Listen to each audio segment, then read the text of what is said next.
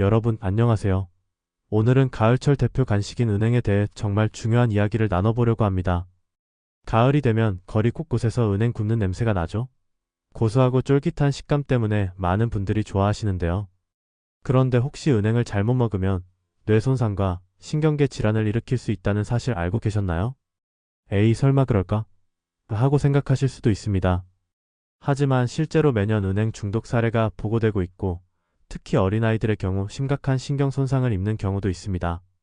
오늘은 은행의 어떤 성분이 우리 뇌와 신경계에 문제를 일으키는지, 어떻게 먹어야 안전한지, 그리고 만약 중독 증상이 나타나면 어떻게 대처해야 하는지까지 자세히 알아보겠습니다. 이 영상 하나면 은행을 안전하게 즐기실 수 있으니 끝까지 집중해서 봐주시고요. 특히 어린 자녀가 있으신 분들은 꼭 끝까지 시청해주세요. 그럼 시작하겠습니다. 1교시 은행 그것이 알고 싶다.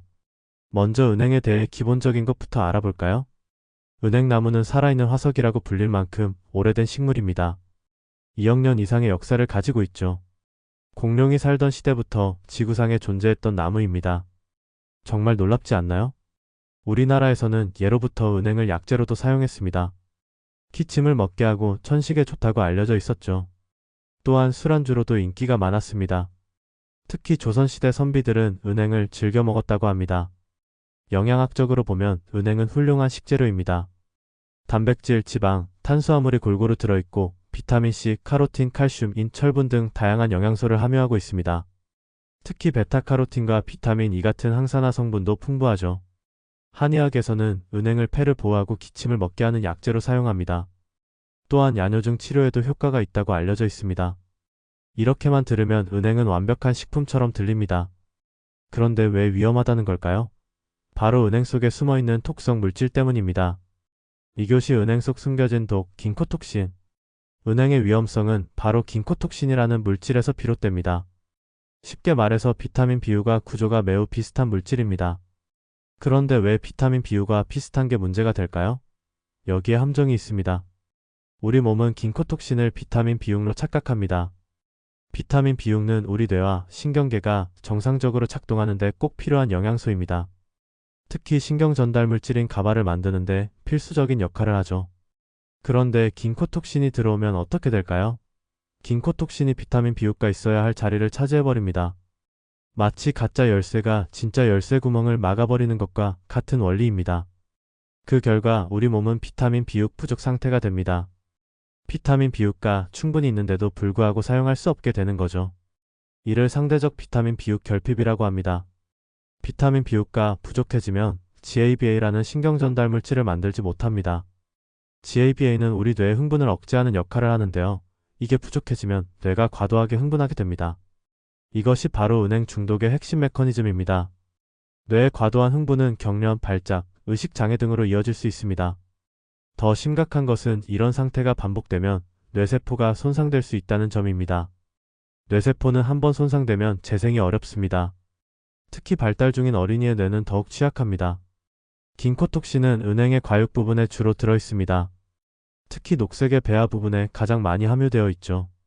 그래서 은행을 먹을 때 배아를 제거하라는 조언을 많이 합니다. 하지만 배아를 제거한다고 해서 완전히 안전한 것은 아닙니다. 과육에도 긴코톡신이 들어있기 때문이죠. 결국 섭취량을 조절하는 것이 가장 중요합니다. 3교시 실제 은행 중독 사례들. 이론적인 이야기만 들으면 실감이 안 나실 수도 있습니다. 그래서 실제 사례들을 소개해드리겠습니다. 2000년대 초반, 일본에서 5세 여자아이가 은행 신개를 먹고 중독 증상을 보인 사례가 보고되었습니다. 아이는 은행을 먹은 후 2시간 뒤부터 구토를 시작했고, 이어서 전신 경련 발작이 일어났습니다. 다행히 신속한 치료로 회복되었지만 며칠간 입원 치료를 받아야 했습니다. 2015년 중국에서는 73세 여성이 건강에 좋다는 생각으로 매일 생은행 20알씩을 먹었는데 일주일 만에 의식을 잃고 쓰러졌습니다. 병원에 실려갔을 때 심한 경련 발작을 일으키고 있었고 검사 결과 은행 중독으로 판명되었습니다. 국내에서도 사례가 있습니다. 2018년 서울의 한 어린이집에서 간식으로 은행을 제공했는데 여러 아이들이 복통과 구토 증세를 보여 병원에 이송된 적이 있습니다. 다행히 심각한 상황은 아니었지만 이후 어린이집에서 은행 제공을 금지하는 조치가 내려졌습니다. 더 오래된 기록도 있습니다. 일본 문헌에는 에도 시대부터 은행 중독 사례가 기록되어 있습니다. 당시에는 은행 취한병이라고 불렀다고 합니다. 이런 사례들의 공통점이 있습니다. 첫째, 대부분 과량 섭취했다는 점입니다. 둘째, 어린이나 노인처럼 취약한 계층에서 더 심각한 증상이 나타났습니다. 셋째, 생으로 먹었거나 제대로 익히지 않은 경우가 많았습니다. 특히 주목할 점은 건강을 위해 의도적으로 많이 섭취한 경우가 적지 않다는 것입니다. 몸에 좋다는데 많이 먹으면 더 좋겠지라는 생각이 독이 된 것이죠. 의학 저널에 보고된 사례들을 분석해보면 은행 중독은 주로 가을철에 집중됩니다. 당연히 은행이 제철인 시기이기 때문이죠. 9월부터 11월 사이에 응급실을 찾는 은행 중독 환자가 가장 많습니다. 4교시 은행 중독의 증상들. 그렇다면 은행 중독이 되면 어떤 증상이 나타날까요? 증상을 알아두면 빠른 대처가 가능합니다. 은행을 먹고 나서 보통 1시간에서 12시간 사이에 증상이 시작됩니다. 개인차가 있지만 대부분 26시간 내에 나타납니다. 초기 증상은 소화기 증상입니다. 메스꺼움, 구토,腹통, 설사 등이 나타납니다. 2단계에서는 단순한 소화불량으로 오인하기 쉽습니다. 하지만 시간이 지나면서 신경계 증상이 나타나기 시작합니다. 두통, 어지럼증, 불안감, 초조함 등을 느낍니다. 손발이 떨리거나 저린 증상도 나타날 수 있습니다. 더 심해지면 의식장애가 올 수 있습니다. 멍한 상태가 되거나 반응이 느려지거나 심한 경우 의식을 잃기도 합니다. 가장 위험한 증상은 경련 발작입니다. 전신이 경직되고 떨리는 증상이 나타나는데 이는 뇌 이상 흥분 때문입니다. 경련은 몇 분간 지속될 수 있고 반복해서 일어날 수도 있습니다. 어린이의 경우 증상이 더 빨리 더 심하게 나타납니다.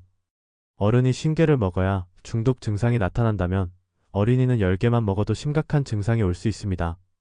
특히 주의해야 할 증상은 다음과 같습니다. 계속되는 구토로 탈수가 되는 경우, 경련 발작이 5분 이상 지속되는 경우, 의식이 명료하지 않은 경우, 호흡이 불규칙해지는 경우입니다.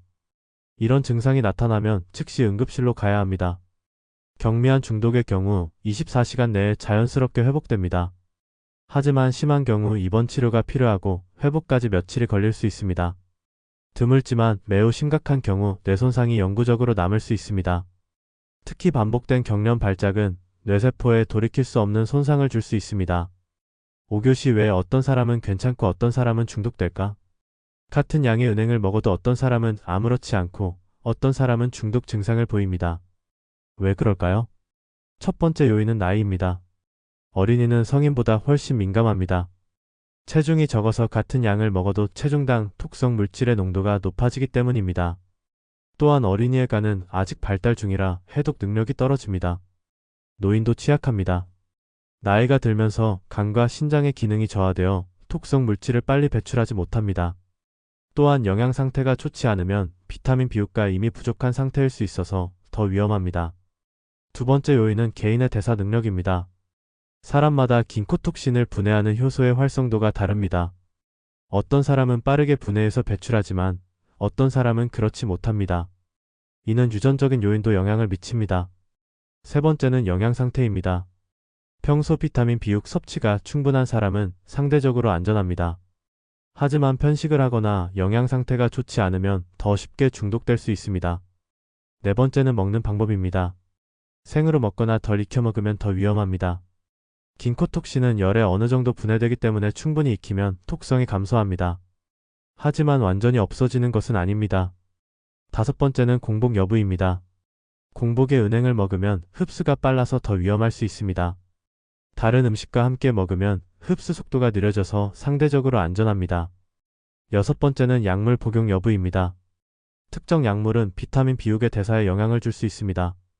예를 들어 일부 항경련제나 항결핵제는 비타민 B6 결핍을 유발할 수 있어서 이런 약을 복용 중인 사람은 은행에 더 민감할 수 있습니다.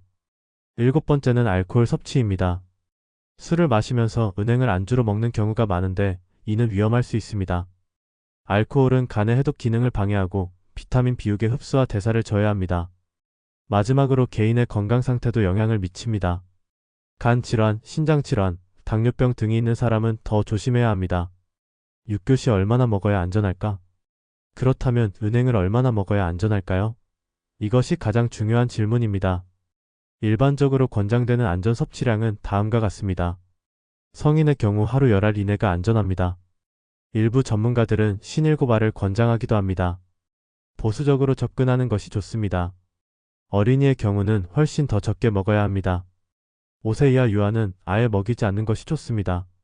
초등학교 저학년은 하루 23알, 고학년도 5살을 넘지 않는 것이 안전합니다. 노인의 경우 성인 기준보다 조금 적게 하루 57알 정도가 적당합니다. 임산부는 은행 섭취를 피하는 것이 좋습니다. 긴코톡신이 태아에게 어떤 영향을 미치는지 충분히 연구되지 않았기 때문입니다. 중요한 것은 이것이 하루 기준이라는 점입니다. 한꺼번에 많이 먹는 것도 위험하지만 매일 먹는 것도 좋지 않습니다. 몸에 축적될 수 있기 때문입니다. 가장 안전한 방법은 일주일에 한두 번 정도 적당량만 먹는 것입니다. 매일 먹을 필요는 전혀 없습니다. 또한 은행의 크기도 고려해야 합니다. 큰 은행과 작은 은행의 차이가 있으니 무게로 따지면 성인 기준 하루 2030지 정도가 적당합니다. 은행을 처음 먹는 사람은 더 조심해야 합니다. 처음에는 12알만 먹어보고 이상이 없는지 확인한 후 양을 늘리는 것이 좋습니다. 체질에 따라 극소량에도 반응하는 사람이 있습니다.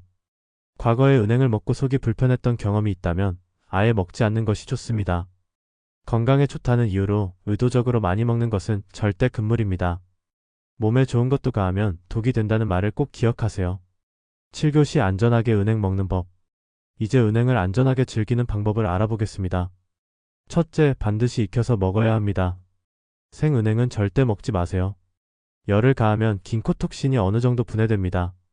완전히 없어지지는 않지만 톡성이 상당히 감소합니다. 둘째, 배알을 제거하세요.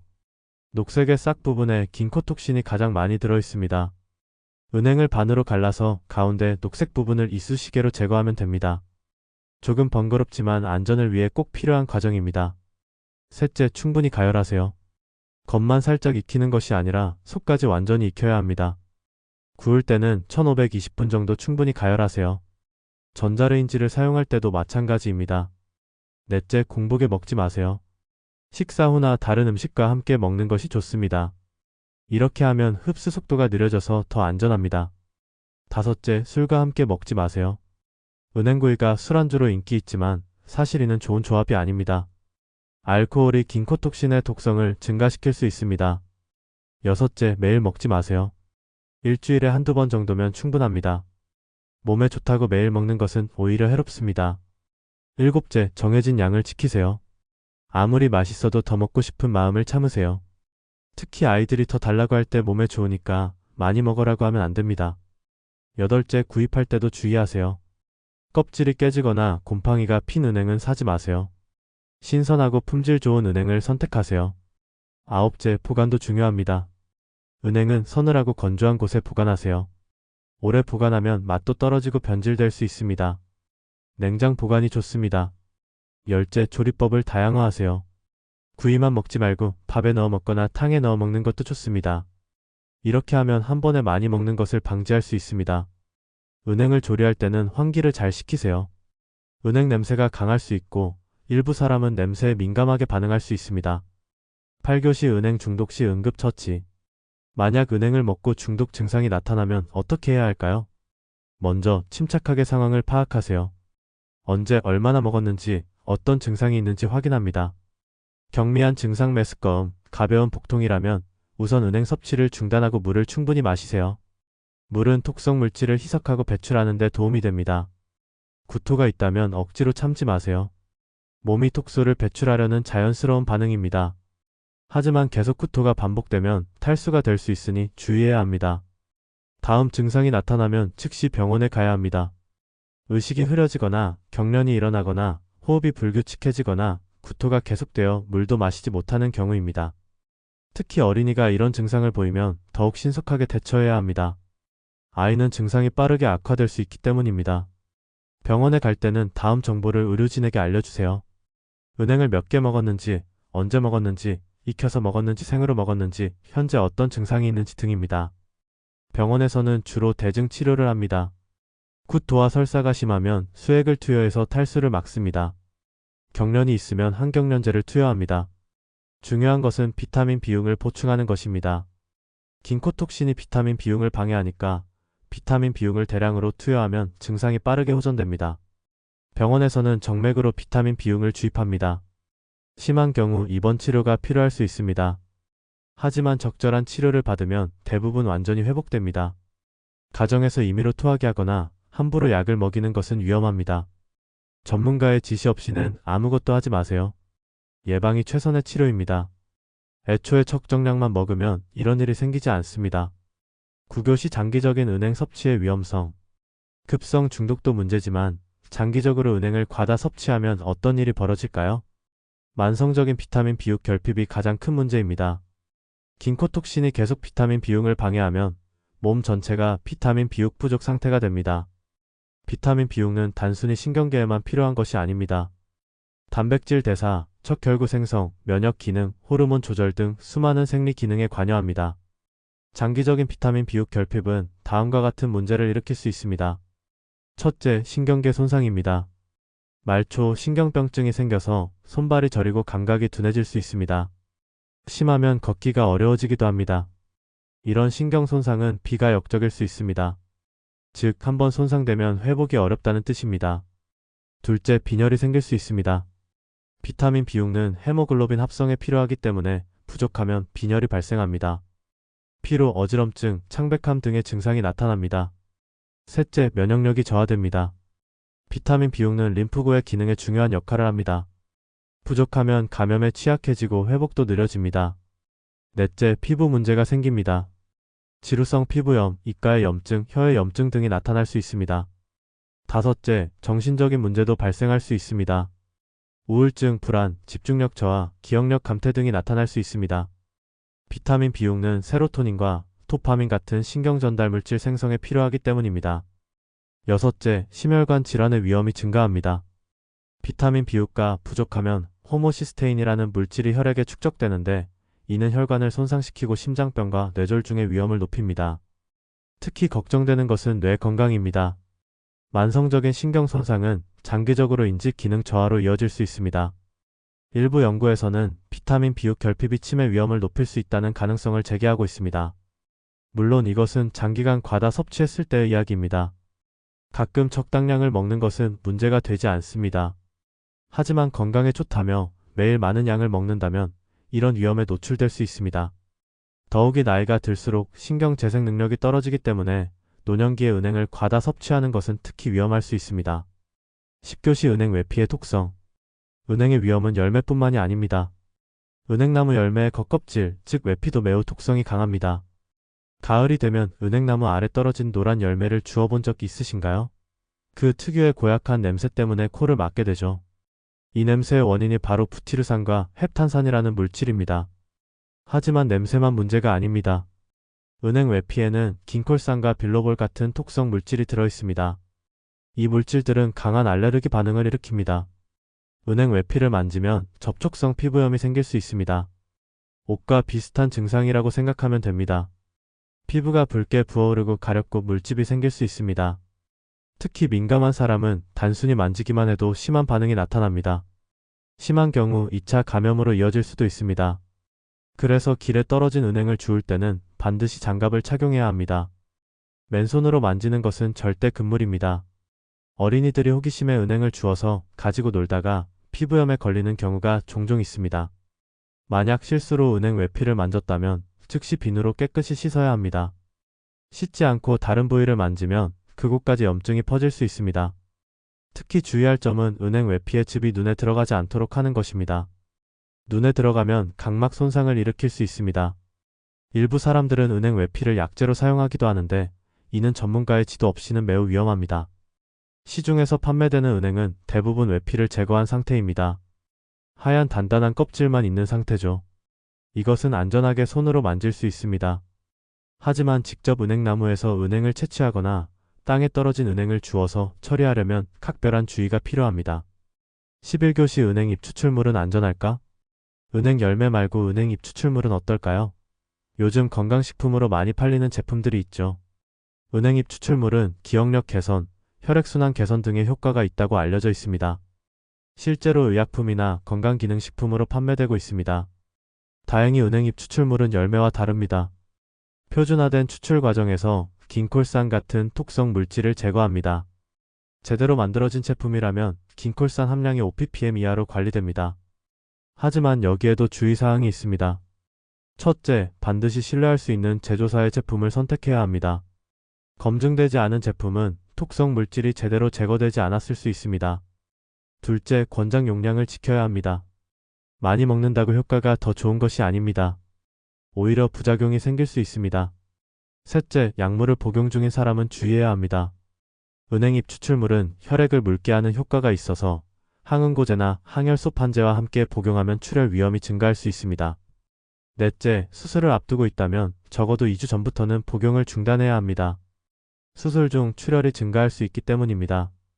다섯째, 임신 중이거나 수유 중인 여성은 복용을 피하는 것이 좋습니다. 여섯째, 간질이나 발작 질환이 있는 사람은 복용하지 말아야 합니다. 은행잎 추출물이 발작 역치를 낮출 수 있다는 보고가 있습니다. 일부 사람들은 직접 은행잎을 따서 차로 끓여 마시는데 이는 권장하지 않습니다. 가공되지 않은 은행잎에는 톡성 물질이 그대로 남아있기 때문입니다. 은행잎 추출물의 효능에 대해서는 연구 결과가 엇갈립니다. 어떤 연구에서는 효과가 있다고 하고 어떤 연구에서는 효과가 없다고 합니다. 과도한 기대는 하지 않는 것이 좋습니다. 12교시 은행과 관련된 오해들. 은행에 대해 잘못 알려진 정보들이 많습니다. 몇 가지 오해를 짚어보겠습니다. 오해 1. 은행을 많이 먹으면 머리가 좋아진다. 사실 은행에 뇌 건강에 좋은 성분이 있는 것은 사실입니다. 하지만 과다 섭취는 오히려 뇌를 손상시킬 수 있습니다. 적당량을 먹는 것이 중요합니다. 오해 2. 은행은 천연식품이니까 안전하다. 사실 천연이라고 해서 다 안전한 것은 아닙니다. 톡버섯도 천연이고 포거톡도 천연입니다. 은행도 마찬가지로 톡성을 가지고 있습니다. 오해 3. 매일 먹어야 효과가 있다. 사실 은행은 매일 먹을 필요가 없습니다. 오히려 매일 먹으면 톡성이 축적될 수 있습니다. 가끔 적당량을 즐기는 것으로 충분합니다.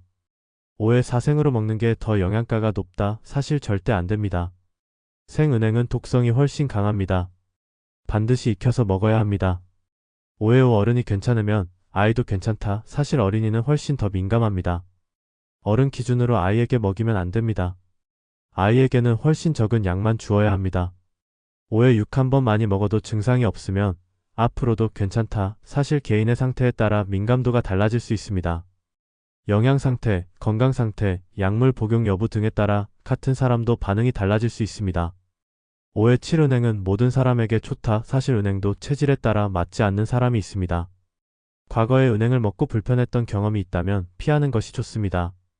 오해 8. 비싼 은행이 더 안전하다. 사실 가격과 톡성은 관계가 없습니다. 비싼 은행도 과다 섭취하면 똑같이 위험합니다. 오해 9. 한방에서 오래 사용했으니 안전하다. 사실 한방에서도 은행의 톡성을 알고 있었고 소량만 약재로 사용했습니다. 식품처럼 많이 먹는 것과는 다릅니다. 오해 10. 증상이 없으면 계속 먹어도 된다. 사실 급성 증상이 없다고 해서 몸에 영향이 없는 것은 아닙니다. 장기적인 영향은 당장 나타나지 않을 수 있습니다. 13교시 다른 나라의 은행 섭취 문화. 은행은 동아시아에서 주로 먹는 식품입니다. 나라마다 조금씩 다른 문화가 있습니다. 중국에서는 은행을 백과라고 부릅니다.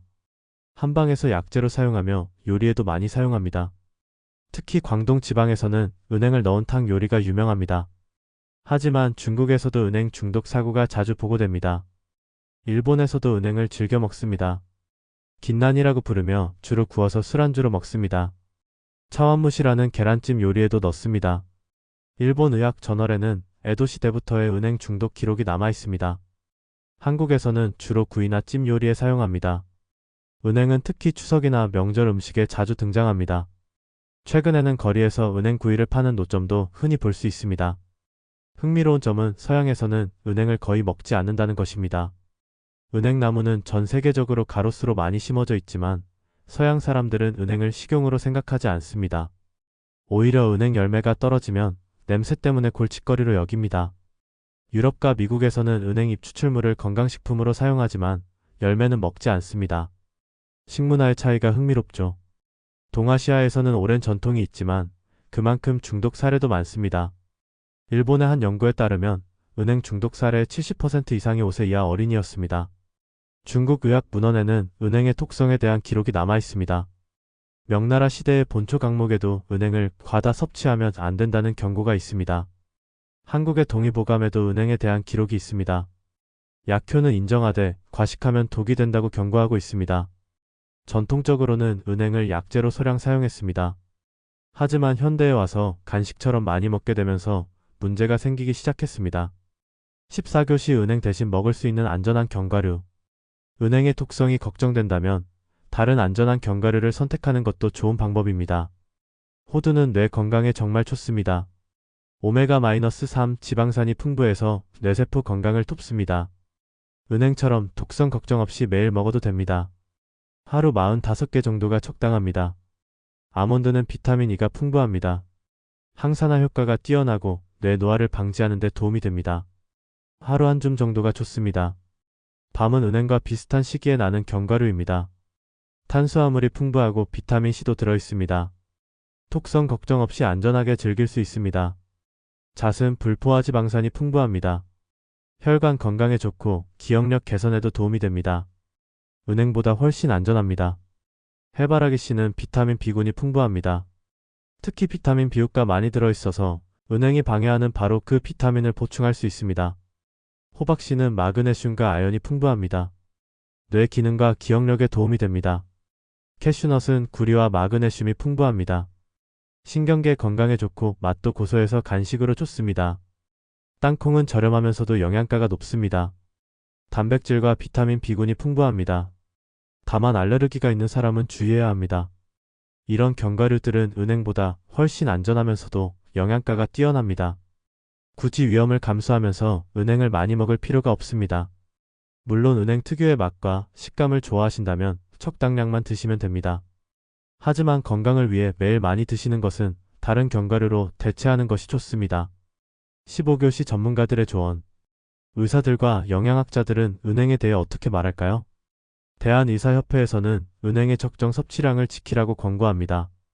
특히 어린이에게는 각별한 주의가 필요하다고 강조합니다. 소아과 전문의들은 5세 이하 유아에게는 은행을 주지 말라고 권장합니다.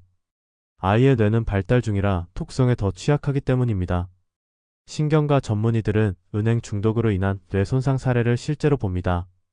경련 발작이 반복되면 뇌세포가 영구적으로 손상될 수 있다고 경고합니다. 영양학자들은 은행을 건강식품으로 과대평가하지 말라고 조언합니다. 은행에만 있는 특별한 영양소는 없습니다. 다른 안전한 식품으로 충분히 대체 가능합니다.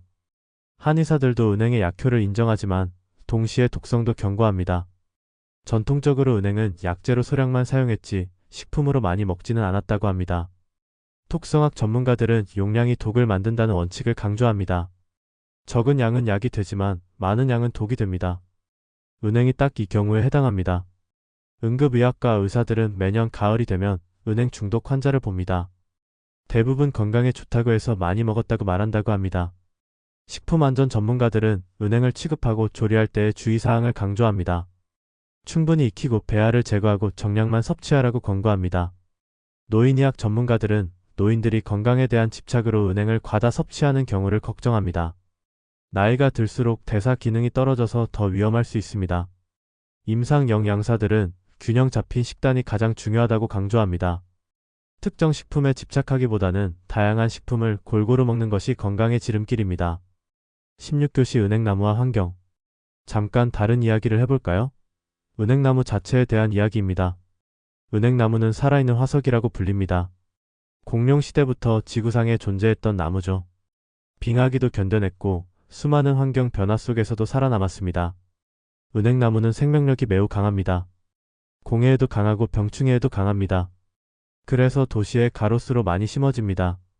실제로 1945년 히로시마 원폭 때 폭심지 근처에 은행나무가 살아남았다는 유명한 이야기가 있습니다. 지금도 그 나무가 살아서 자라고 있습니다. 은행나무는 암수가 따로 있습니다. 암나무만 열매를 맺습니다. 그래서 요즘은 가로수로 심을 때 수나무만 심으려고 합니다. 열매의 악취 때문이죠. 은행나무는 수명이 매우 깁니다. 수백 년, 심지어 1000년 이상 사는 나무도 있습니다. 우리나라에도 천연기념물로 지정된 오래된 은행나무들이 많습니다.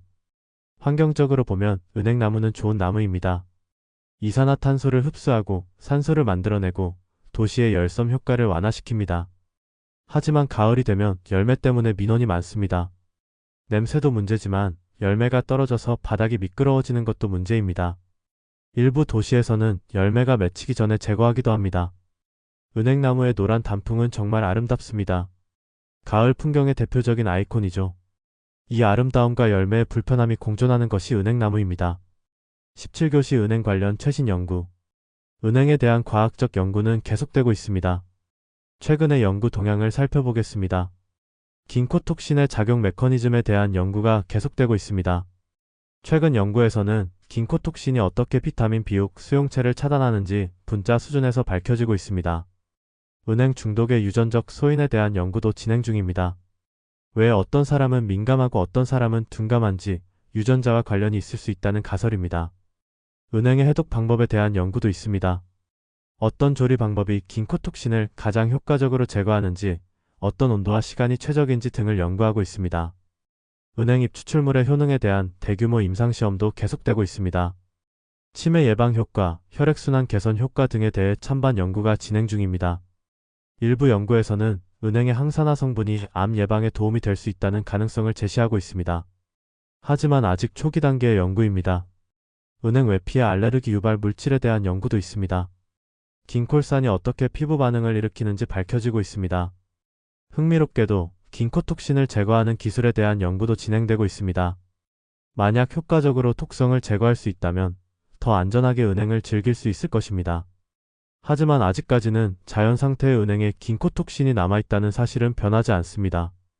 미래에는 달라질 수 있겠지만 현재로서는 섭취량 조절이 최선입니다.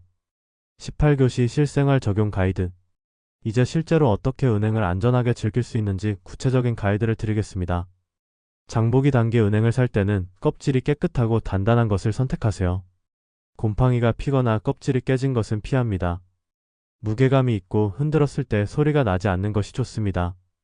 보관 방법. 은행은 냉장 보관이 좋습니다.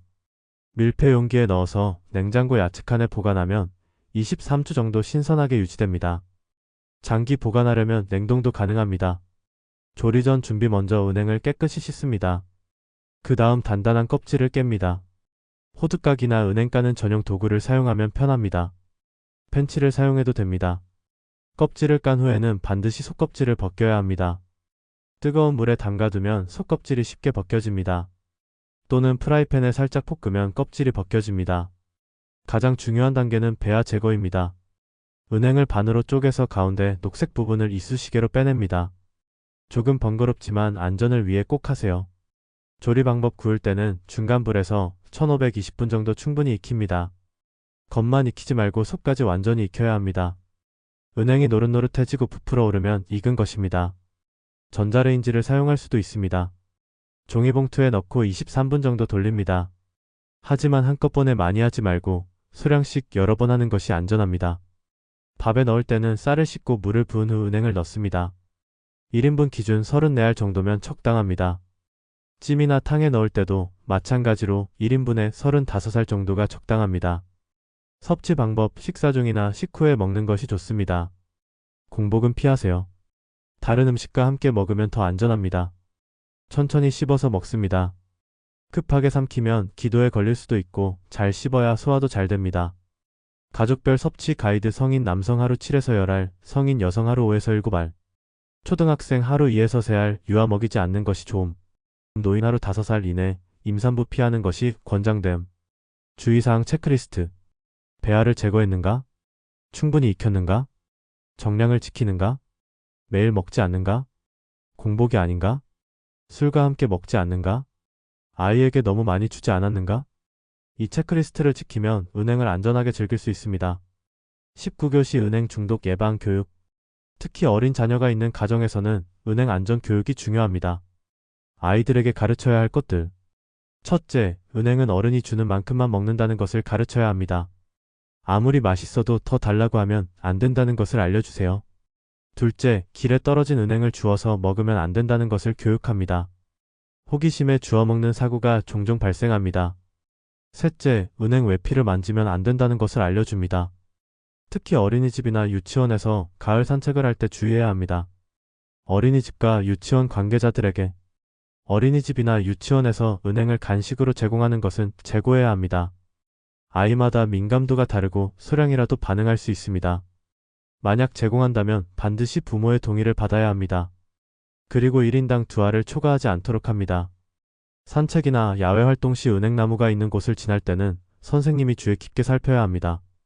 아이들이 떨어진 은행을 주워서 가지고 놀거나 입에 넣지 않도록 합니다. 노인복지시설에서 노인분들은 건강에 좋다는 말에 과다 섭취하는 경우가 많습니다. 복지시설에서는 적정량 제공을 관리해야 합니다. 특히 치매나 인지 장애가 있는 어르신들은 스스로 양을 조절하기 어려울 수 있습니다. 보호자나 요양보호사가 주의해야 합니다. 지역사회 교육, 보건소나 주민센터에서 가을철 식품 안전 교육을 할 때 은행 안전 섭취에 대한 내용을 포함시키면 좋겠습니다. 특히 노인대학이나 경로당에서 이런 교육이 필요합니다. 어르신들이 주로 은행을 과다 섭취하는 경향이 있기 때문입니다. 의료기관의 역할, 소아과나 가정의학과에서 가을철 진료 시 은행 섭취에 대해 간단히 조언해주면 좋겠습니다. 응급실에서도 은행 중독을 의심할 수 있도록 의료진 교육이 필요합니다. 빠른 진단과 치료가 중요하기 때문입니다. 20교시 은행을 먹으면 안 되는 사람들, 은행을 특히 조심하거나 아예 피해야 하는 사람들이 있습니다. 간질이나 경련 질환이 있는 사람, 이미 경련 발작의 위험이 있는 사람은 은행을 피해야 합니다. 긴코톡신이 경련 역치를 낮출 수 있기 때문입니다. 비타민 비육 대사 장애가 있는 사람 드물지만 선천적으로 비타민 비육 대사에 문제가 있는 사람들이 있습니다. 이런 경우 은행은 매우 위험합니다. 간 질환이 있는 사람과는 톡성 물질을 해독하는 기관입니다. 간 기능이 저하된 사람은 긴코톡신을 제대로 분해하지 못할 수 있습니다. 신장 질환이 있는 사람 신장이 나쁘면 톡성 물질을 배출하는 능력이 떨어집니다. 몸에 축적될 위험이 있습니다. 임산부 태아에 미치는 영향이 충분히 연구되지 않았으므로 피하는 것이 안전합니다. 특히 임신 초기에는 더욱 조심해야 합니다. 수유 중인 여성 긴코톡신이 모유로 나올 수 있는지 확실하지 않습니다. 안전을 위해 피하는 것이 좋습니다. 영유아 5세 이하 어린이는 은행을 먹이지 않는 것이 좋습니다. 신경계가 발달 중이라 더욱 취약합니다. 과거 은행 알레르기 반응이 있었던 사람 한 번 은행을 먹고 이상 반응이 있었다면 다시 먹지 않는 것이 좋습니다. 체질적으로 맞지 않을 수 있습니다. 항경련제를 복용 중인 사람 일부 항경련제는 비타민 비육 대사에 영향을 줍니다. 은행과 함께 복용하면 위험할 수 있습니다. 항응고제를 복용 중인 사람 은행 잎 추출물도 마찬가지지만 은행 자체도 혈액 응고에 영향을 줄 수 있습니다. 와파린 같은 항응고제를 복용 중이라면 조심해야 합니다. 당뇨병 환자 은행이 혈당에 미치는 영향이 있을 수 있습니다. 당뇨약을 복용 중이라면 의사와 상담 후 섭취하세요. 수술 예정자 수술 2주 전부터는 은행 섭취를 중단하는 것이 좋습니다. 출혈 위험이 증가할 수 있습니다. 이런 경우에 해당한다면 은행을 먹기 전에 반드시 의사와 상담하세요. 21교시 은행 중독 응급 상황 대처법. 만약 은행을 먹고 중독 증상이 나타났다면 어떻게 해야 할까요? 단계별로 알아보겠습니다. 1단계 상황 파악. 언제 얼마나 먹었는지 확인. 현재 나타나는 증상 파악. 환자의 의식 상태 확인. 2단계 초기 대응 경미한 증상 메스꺼움, 가벼운 복통이라면 은행 섭취를 즉시 중단. 물을 충분히 마시게 함. 안정을 취하며 증상 관찰. 음식을 억지로 먹이거나 토하게 하지 말 것. 3단계 즉시 병원에 가야 하는 경우 다음 증상이 나타나면 119에 전화하거나 즉시 응급실로. 경련 발작. 의식 저하 또는 혼란. 심한 구토로 물도 마실 수 없는 경우. 호흡 곤란. 전신 무력감. 얼굴이 창백하거나 입술이 파래지는 경우. 4단계 병원 이송 시 주의사항. 환자를 안전한 자세로 눕힘 옆으로 눕혀서 구토물이 기도를 막지 않게. 경련 시 주변 위험물 제거. 억지로 입에 무언가를 넣지 말 것. 다음 정보를 준비 은행 섭취량, 섭취 시간, 현재 복용 중인 약. 5단계 병원에서 할 정보 제공 의료진에게 다음을 명확히 알림. 은행을 몇 개 먹었는지, 생으로 먹었는지 익혀서 먹었는지, 언제 먹었는지, 평소 건강 상태와 복용 약물, 과거 은행 섭취 경험, 어린이 경련 발작 시 특별 주의사항, 당황하지 말고 침착하게, 주변 위험물 치우기, 시간 체크 5분 이상 지속되면 매우 위험, 억지로 경련을 멈추려 하지 말 것, 입에 수저나 손가락 넣지 말 것, 경련 후 측가위로 눕히기. 응급실에서의 치료 일반적으로 다음과 같은 치료가 이루어집니다.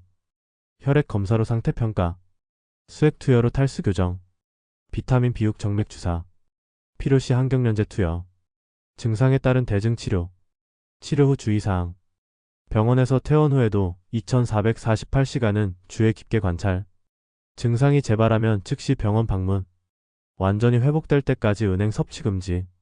이후에도 은행 섭취에 각별히 주의. 22교시 은행에 대한 과학적 팩트체크. 은행에 대해 많은 이야기들이 있습니다. 무엇이 사실이고 무엇이 거짓일까요? 팩트 1. 은행은 정말 독이 있다 사실입니다. 긴코톡신이라는 신경독이 함유되어 있습니다. 이것은 과학적으로 명확히 증명된 사실입니다. 팩트 2. 은행을 먹으면 머리가 좋아진다 부분적 사실입니다. 은행의 뇌 건강에 도움이 되는 성분이 있는 것은 사실이지만 과다 섭취는 오히려 뇌를 손상시킬 수 있습니다. 적당량만 효과적입니다. 팩트 3. 은행 잎차는 안전하다 거짓입니다. 가공되지 않은 은행 잎에도 톡성 물질이 있습니다. 시중의 은행잎 추출물 제품은 톡성을 제거한 것이지만 직접 만든 은행 잎차는 위험할 수 있습니다. 팩트 4. 배아를 제거하면 완전히 안전하다 거짓입니다. 배아에 가장 많이 들어있는 것은 맞지만 과육에도 긴코톡신이 있습니다. 배아 제거만으로는 부족하고 섭취량 조절이 필요합니다. 팩트 5. 익히면 톡성이 완전히 사라진다 거짓입니다. 열을 가하면 톡성이 감소하는 것은 맞지만 완전히 사라지지는 않습니다. 여전히 섭취량을 지켜야 합니다. 팩트 6. 은행은 천연식품이라 안전하다 거짓입니다. 천연과 안전은 같은 의미가 아닙니다. 톡버섯도 천연이고 보거독도 천연입니다. 팩트 7. 어른이 괜찮으면 아이도 괜찮다 거짓입니다. 어린이는 훨씬 더 민감합니다. 성인 기준을 아이에게 적용하면 안 됩니다. 팩트 8. 매년 은행 중독 사고가 발생한다 사실입니다. 매년 가을이 되면 응급실에 은행 중독 환자가 방문합니다. 공식 통계에 잡히지 않는 경미한 사례까지 포함하면 더 많습니다. 팩트 9. 은행 외피는 피부염을 일으킨다 사실입니다. 긴콜산이라는 물질이 강한 알레르기 반응을 일으킵니다. 옷과 비슷한 반응입니다. 팩트 18. 후 열알 이하는 안전하다 대체로 사실이지만 개인차가 있습니다. 어떤 사람은 더 적은 양에도 반응할 수 있습니다. 보수적으로 접근하는 것이 좋습니다. 팩트 11. 은행 중독은 치료가 가능하다 사실입니다. 대부분의 경우 적절한 치료로 완전히 회복됩니다. 하지만 심한 경우 영구적 손상이 남을 수 있습니다. 팩트 12. 은행은 약으로도 사용된다 사실입니다. 한의학에서 소량을 약재로 사용합니다. 하지만 약용과 식용은 양이 다릅니다. 23교시 은행과 관련된 문화와 역사. 은행은 단순한 음식을 넘어 문화적 의미가 있습니다. 역사 속의 은행 중국에서는 송나라 때부터 은행을 재배했다는 기록이 있습니다. 귀한 음식으로 여겨졌고 주로 양반이나 부유층이 먹었습니다. 한국의 조선시대 문헌에도 은행에 대한 기록이 나옵니다. 선비들이 은행을 즐겨 먹었고 시험 공부할 때 은행을 먹으면 머리가 맑아진다고 믿었습니다. 일본에서는 에도 시대에 은행 요리가 발달했습니다. 특히 교토 지방에서 은행 요리가 유명했다고 합니다. 문화 속의 은행나무는 사찰이나 서원에 많이 심어졌습니다. 장수와 지혜를 상징한다고 여겨졌기 때문입니다. 일부 지역에서는 은행나무를 신성시했습니다. 마을의 수호신으로 여기고 제사를 지내기도 했습니다. 은행나무의 노란 단풍은 가을을 대표하는 풍경입니다. 많은 시와 그림의 소재가 되었습니다. 현대의 은행 문화. 한국에서는 가을이 되면 은행 굽는 노점이 곳곳에 생깁니다. 길거리 간식으로 인기가 많습니다. 일부 지역에서는 은행 축제를 열기도 합니다. 은행 요리대회, 은행 따기 체험 등 다양한 프로그램이 있습니다. 하지만 최근에는 은행나무의 열매 냄새 때문에 가로수로서의 인기가 떨어지고 있습니다. 일부 도시에서는 은행나무를 다른 나무로 교체하고 있습니다. 민간요법에서의 은행. 전통적으로 은행은 다양한 민간요법에 사용되었습니다. 기침약, 천식약, 야뇨증 치료 등에 사용되었습니다. 하지만 민간요법이라고 해서 무조건 안전한 것은 아닙니다. 오히려 과학적 검증 없이 과다 사용하면 위험할 수 있습니다. 24교시 정리 및 핵심 메시지. 긴 영상을 여기까지 시청해주셔서 감사합니다. 이제 핵심 내용을 정리해보겠습니다. 가장 중요한 5가지. 은행에는 긴코톡신이라는 신경독이 있습니다. 이것은 사실이며 과학적으로 증명되어 있습니다. 과다 섭취하면 경련, 의식장애, 신경손상을 일으킬 수 있습니다. 적정 섭취량을 반드시 지켜야 합니다. 성인은 하루 열알 이내, 어린이는 2에서 3알 이내, 5세 이하는 먹이지 않는 것이 안전합니다. 반드시 익혀서 배아를 제거하고 먹어야 합니다. 생으로 먹거나 배아를 제거하지 않으면 더 위험합니다. 충분히 가열하고 안전하게 조리하세요. 어린이와 노인은 특히 조심해야 합니다. 이들은 톡성에 더 취약합니다. 소량만 주고 주의 깊게 관찰해야 합니다. 중독 증상이 나타나면 즉시 병원에 가야 합니다. 특히 경련, 의식 저하, 심한 구토가 있다면 응급 상황입니다. 신속하게 대처해야 합니다. 기억해야 할 원칙. 몸에 좋은 것도 가하면 독이 된다. 은행은 적당량 먹으면 영양가 있는 식품입니다. 하지만 과다 섭취는 독이 됩니다. 천연이 곧 안전은 아니냐? 자연에서 나는 것이라고 해서 다 안전한 것은 아닙니다. 자연에는 독도 많습니다. 아이는 어른의 작은 버전이 아니다. 어른 기준을 아이에게 적용하면 안 됩니다. 아이는 훨씬 더 취약합니다. 예방이 최선의 치료다. 애초에 적정량만 먹으면 중독 사고는 일어나지 않습니다. 실천 가이드. 은행을 살 때 신선하고 품질 좋은 것 선택. 보관할 때 냉장 보관, 장기 보관 시 냉동. 조리할 때 배아 제거 충분히 익히기. 먹을 때 정량 지키기, 공복 피하기, 술과 함께 먹지 않기. 먹은 후 증상 관찰하기. 가족을 지키는 법. 어린 자녀에게 은행 안전 교육하기. 노부모님께 적정 섭취량 알려드리기. 집에서 은행 조리할 때 안전 수칙 지키기. 증상 발생 시 빠르게 대처하기. 마지막 당부. 은행은 나쁜 음식이 아닙니다. 적당히 먹으면 가을철 별미가 될 수 있습니다. 하지만 그 위험성을 정확히 알고 안전하게 섭취해야 합니다.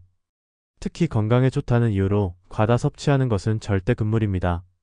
많이 먹으면 더 좋겠지라는 생각이 가장 위험합니다. 어린 자녀가 있으신 분들은 더욱 주의하세요. 아이들은 어른보다 훨씬 더 민감합니다. 혹시 주변에 은행을 과다 섭취하시는 분이 있다면 이 영상의 내용을 공유해주세요. 한 사람의 건강이라도 지킬 수 있다면 의미 있는 일입니다. 오늘 영상이 도움이 되셨나요? 은행의 위험성과 안전한 섭취 방법에 대해 자세히 알아봤습니다. 이 정보가 유용하셨다면 좋아요 버튼과 구독 부탁드립니다. 그리고 가족, 친구들과 꼭 공유해주세요. 특히 어린 자녀가 있거나 노부모님을 모시는 분들께 유용한 정보입니다.